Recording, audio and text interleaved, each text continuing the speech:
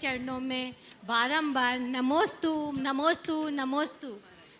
महाराज जी, धर्म हमें विरासत में मायके पक्ष और ससुराल पक्ष दोनों से मिला है और मैं भी धर्म मार्ग पर आगे बढ़ रही हूँ और मेरा पूरा परिवार भी मेरा सपोर्ट करता है। लेकिन महाराज जी, हम सभी माँओं की शंका है कि हम जिस तरह से धर्म मार्ग पर आगे बढ़ रहे हैं तो हमारे बच्चे भी उसी तरह से धर्म मार्ग पर आगे बढ़े, जिससे वो अपने आगे वाली जनरेशन को धर्म हस्तांतरित कर सकें और सच्चे मन से वो भी धर्म अपना सकें। बहुत अच्छी भावना है और ऐसी भावना हर माँ बाप की होनी भी चाहिए कि हमारे बच्चों में भी वही धर्म का प्रभाव।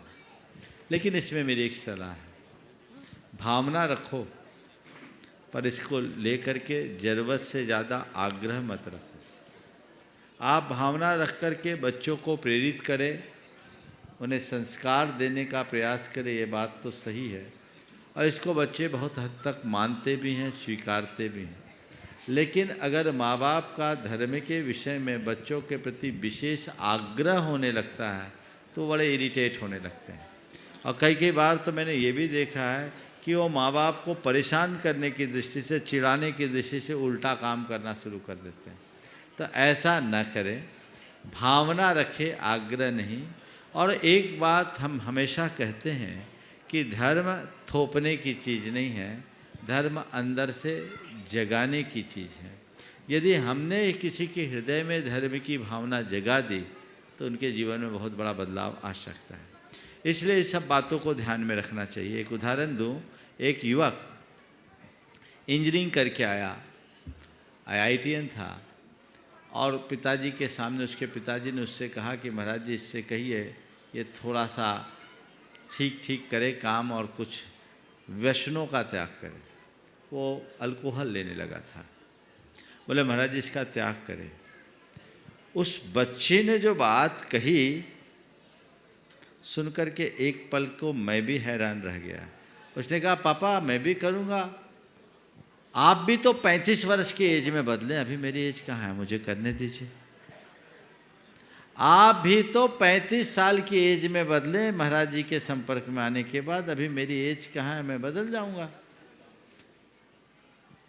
तब पिता ने मेरे सामने कहा बेटा ठीक कहता है, मैं 35 साल की एज में बदला, बाकी तेरी चॉइस है, पर मैं केवल एक ही भाव रखता हूँ तेरे समक्ष कि जो गलती मैंने की उसे तू ना दोहराए। तू अगर मुझसे लेना चाहता है तो मेरी अच्छाइयों को ले, बुराइयों को ले। उन्होंने ये नहीं कहा कि तू महाराज के सामने कैसे बात करता है। उन्होंने बेटे का मुंह बंद नहीं किया और बड़े अच्छे तरीके से, बेटा मैं तेरे से केवल एक ही अपेक्षा रखता हूँ, मेरी एक ही भावना है, जो गलती मैंने की वो गलती तुझसे ना हो। मैं 35 साल बाद भी उसे इसीलिए छोड़ा क्योंकि वो गलत था। अगर गलत नहीं होता तो मैं आखिरी सांस तक उसे रखता। अब तुझे तय करना है, तुझे वो गलत लगता है तो आज ही छोड़ दे और अच्छा लगता है तो तेरी मर्जी। इस बात को सुना और बेटा तुरंत मेरे चरणों में सिर रखा, बोला महाराज जी आज से मैं त्याग करता हूँ। तो दृष्टिकोण ऐसा होना चाहिए। मैं खासकर माताओं से कहना चाहता हूँ, वो कुछ अतिरिक्त सक्रिय रहती है और धर्म का आग्रह रखने लगती है। इसका साइड इफेक्ट होता है, ये नहीं होना चाहिए। धर्म के नाम पर आदेश थोपने की आदत से बाज आइए। सामने वाले के हृदय में धर्म इस प्रकार जगा दीजिए कि आपको कहने की ही जरूरत ना हो, वो खुद सब काम को करने लगे। हाँ, आप कहोगे महाराज ऐसा करेंगे तो वो थोड़ा बहुत करता, वो भी नहीं करेगा। ठीक है, बात मानता हूँ, तो थोड़ा ही बहुत करिए ना, पीछे मत पड़ जाइए। मैं एक स्थान पर था, एक बड़ा जुड़ा हुआ परिवार था। पूरे चातुर्मास वहाँ चौका लगा, मंदिर के सामने उसका घर का हर सदस्य जुड़ा हुआ, लेकिन एक बेटा जो उनका बड़ा बेटा था कभी नहीं आता। एक दिन मेरा आहार हुआ, वो आहार देखने भाग्य से आ गया। आहार पूर्ण होते ही मैंने उसको अपना कमंडल थमा दिया। अब तो उसको आना ही पड़ा। अब वो कमंडल लेकर आया, आके बैठा ही नहीं कि एक साथ सब टूट पड़े, बोले महाराज इसको बोलिए मंदिर आएगा, इसको बोलिए मंदिर आएगा, इसको बोलिए मंदिर आएगा। मैंने सबको शांत किया। हमने कहा पहले तुम लोग ये बोलो कि हम इससे कुछ नहीं बोलेंगे। इधर उधर की बातें भी सब चले गए। उसके बाद अकेले में मैंने उससे पूछा, क्यों भाई क्या बात है, तुम धर्म से इतना दूर क्यों होते हो?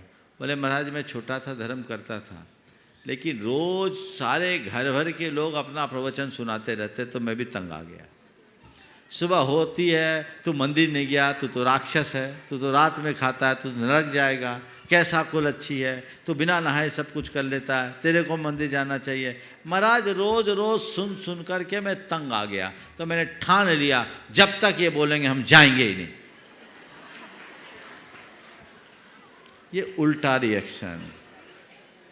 फिर मैंने उसे प्यार से समझाया और वो बच्चा बदल गया। संस्कार तो उसमें थे। आज सब क्रियाओं में आगे बढ़ता है और ये 25 साल पुरानी बात कह रहा हूँ और आज वो समाज का मंत्री है, अभिषेक पूजन आदि सब करता है। तो करने वाला व्यक्ति सब ठीक तरीके से कर सकता है, बशर्ते हम उसे ठीक तरीके से समझाने के लिए प्रयास करें।